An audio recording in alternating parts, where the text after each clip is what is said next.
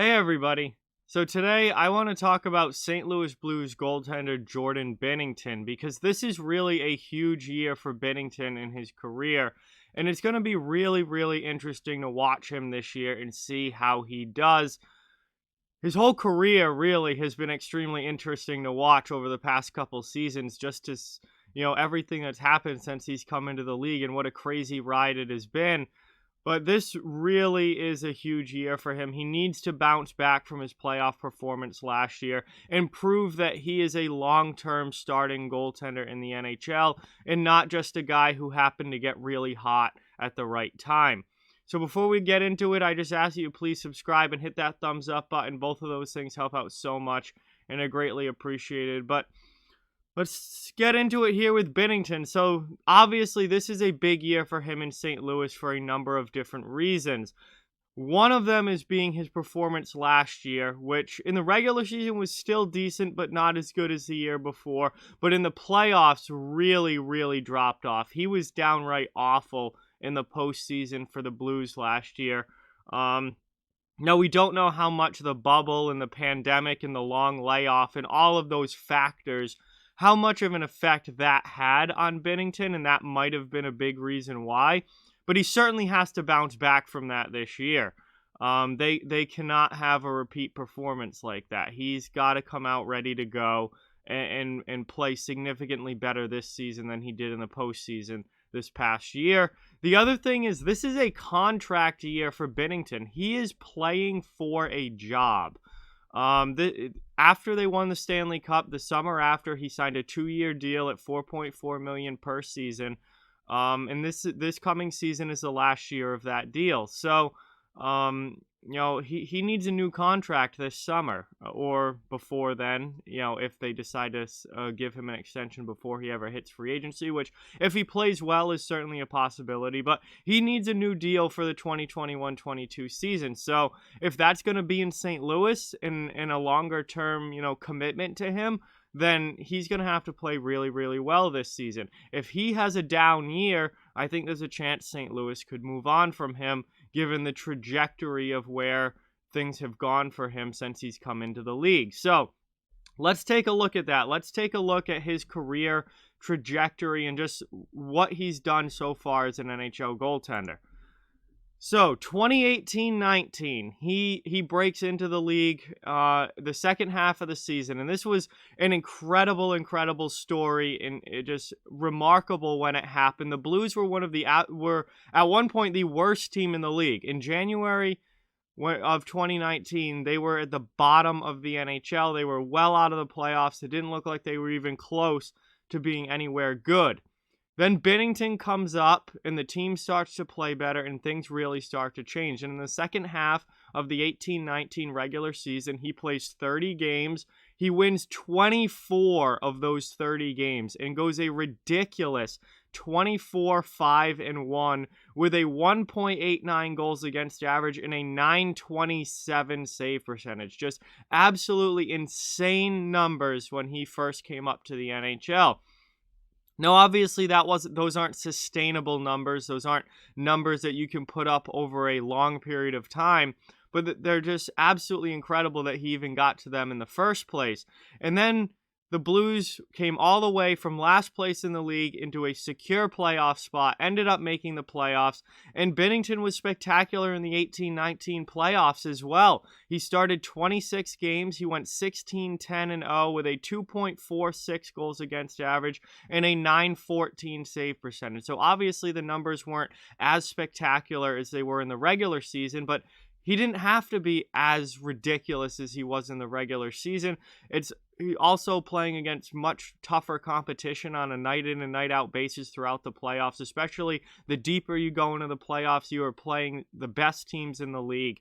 And the big thing is he got the 16 wins. The St. Louis Blues won the 2019 Stanley Cup with Jordan Binnington as their starting goaltender. He got the 16 wins. His goals against was still under 2.5, which that's kind of a big benchmark. If you're under 2.5, that is elite level in the NHL. If your goals against is that low, you are having a phenomenal season to get your GAA down there. So He was still really, really good in the playoffs. Was he as absurdly good as he was in the regular season? No, but he was still incredibly good and looked like an elite goaltender. Then he gets a contract that summer. The Blues are keeping him around. Obviously, he's proven that he can be a starting goaltender. And he goes into the 2019-2020 season as the Blues starting goalie. He starts 50 games last year in the regular season, puts together a very nice record of 30, 13, and 7 with a 2.56 goals against average and a 912 save percentage. So now you're starting to see a little bit of a dip with Binnington. Not saying that he was bad. He certainly wasn't bad. He was still a good goaltender, but you're starting to see a little bit of a dip. Now, he still did win 30 games, which is a very nice number to get to on the season. His goals against was very, very respectable at 2.56. That's a very good goals against average. There's nothing wrong there. But the save percentage is starting to drop a little bit, down to 912. So he went from 927 in his first regular season. Now, that obviously not a sustainable number. Nobody's going to put that up over a long period of time. But it dropped to 914 in the playoffs, which is a much more typical save percentage number that you would see among some of the league's better goaltenders. Usually they're around 920 over the course of a season, the best of the best. And then a large majority of goalies are somewhere between, 910, 915, around there. Drops to 914 in the playoffs and then down to 912 during the regular season last year. So you're starting to see the save percentage dip a little bit, but the goals against numbers are still good, and he's still winning games. Then you go into the playoffs last year, which obviously so many different factors, the long layoff between the end of the regular season and the start of the playoffs, the bubble, just the whole craziness of everything going on. There were certainly some other factors that could have played a role in this, but in the postseason last year, Binnington started 5 games for the Blues and did not win a single one. He went 0-5-0 in the postseason with a 4.72 goals against average.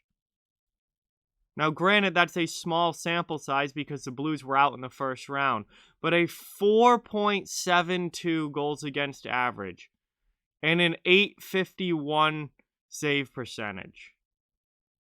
Those numbers are abysmal.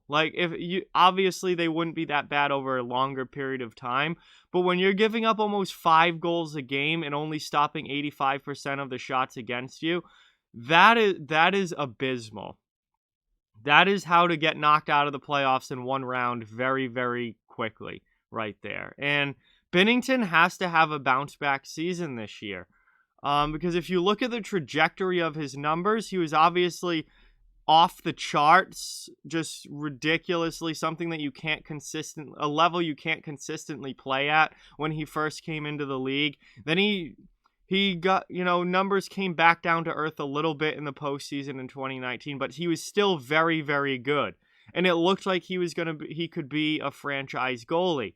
And then the numbers dipped again for the 1920 regular season.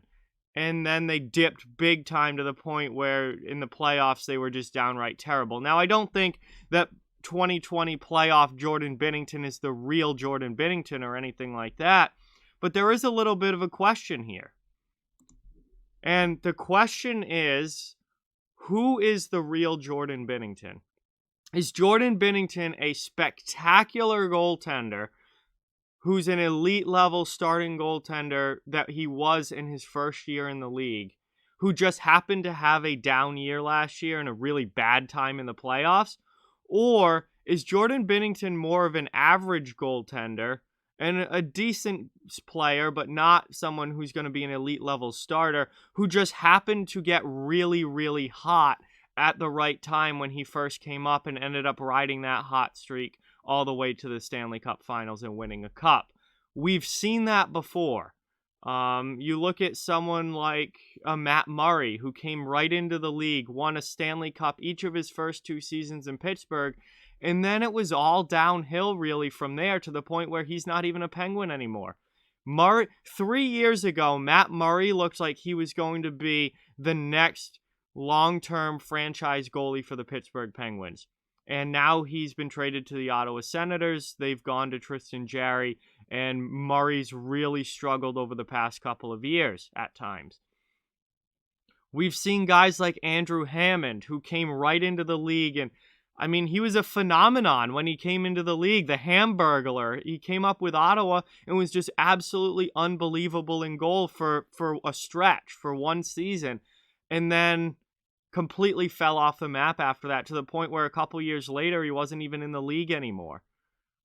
We've seen Mike Condon, who originally came up and was absolutely unbelievable when he first broke into the league, had a great year, and then was quickly to the point where he was back in the AHL and not even in the league.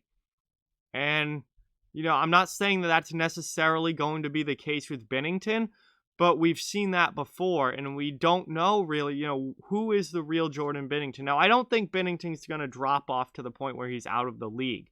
I think he's an NHL goaltender, but I don't know. This is going to be a big year. That's why this year is so big, because we're going to really get to see which is the real Jordan Binnington this season. Is he going to bounce back, have a big year, and prove that he is a high-level starting NHL goaltender?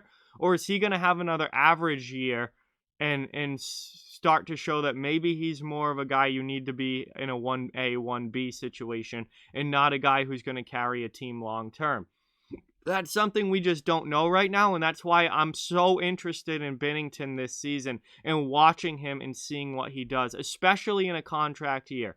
If Binnington comes up and lights it up this year, puts up, top 10 goalie numbers, I think you're going to see St. Louis sign him again, probably to like a 3-4, maybe even 5-year deal. He's 27. They could give him 5 years. I think it's more likely to be 3 or 4 though.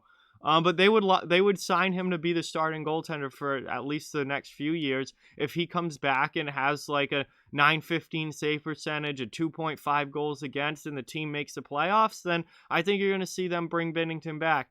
If he comes out and has a very average year and his save percentage drops again, goals against goes up to like 275 or something like that, then I think you're going to start to see the questions arise with Binnington, and that people are going to start to wonder, is he really a starting goaltender, or did he just get really, really hot when he first came into the league? So that's just my question with Binnington. Can he bounce back? Can he prove that he's a high-level starter, or is he more of a 1A, 1B type guy? It's kind of been a tale of two seasons. He had this elite start to his NHL career, and then a pretty significant drop-off last year, particularly in the playoffs. His regular season was still pretty good. It wasn't as good, but it was still pretty good. In the playoffs, it was just downright abysmal. So he needs to have a big bounce-back season this year, prove that he's a high-level starting goalie, prove that he can be a guy that can carry the team and be an elite starter.